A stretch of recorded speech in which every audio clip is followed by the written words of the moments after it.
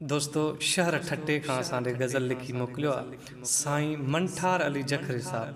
तमामु ज़बरदस्त शाइर आहे। गज़ल ॿुधो ऐं ईअं ई दिलि सां दाद ॾींदा रहो। ओ मिठो महबूब आ मुंहिंजो मखण माखी खां बि ज़्यादा कयां तारीफ़ छा उन जी लफ़्ज़ मूं वटि नगनड़ अदा। मिठो महबूब आ मुंहिंजो मखण माखी खां बि ज़्यादा चोॾीअ जो चंड आ प्यारो सजण मुंहिंजो सोनो आ सारो। चोॾीअ जो चंड आ प्यारो सजण मुंहिंजो सोनो आ सारो।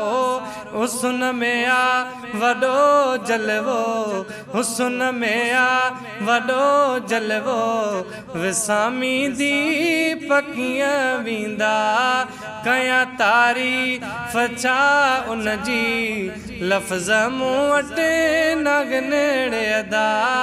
मिठो महबूब आ मुंहिंजो मखण माखी खां बि ज़्यादा।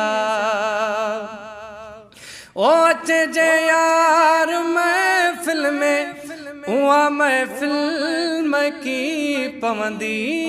अचजे यार महफ़िल में उहा महफ़िल मकी पवंदी।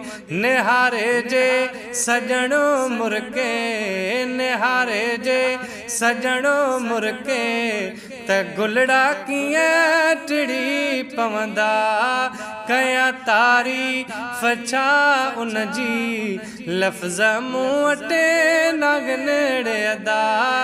मिठो महबूब आ मुंहिंजो मखण माखी खां बि ज़्यादा।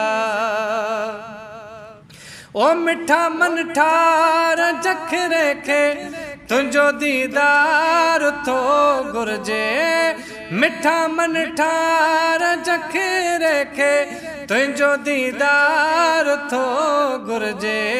ॾिसां जे रूबरू दिलि भरो ओ ॾिसां जे रूबरू सोणलो ओ जे ॾिसां जे रूबरू दिलि भरो नेण मुंहिंजा ठरी पवंदा कयां तारीफ़ छा उन जी लफ़्ज़ मूं वटि नगनड़ अदा।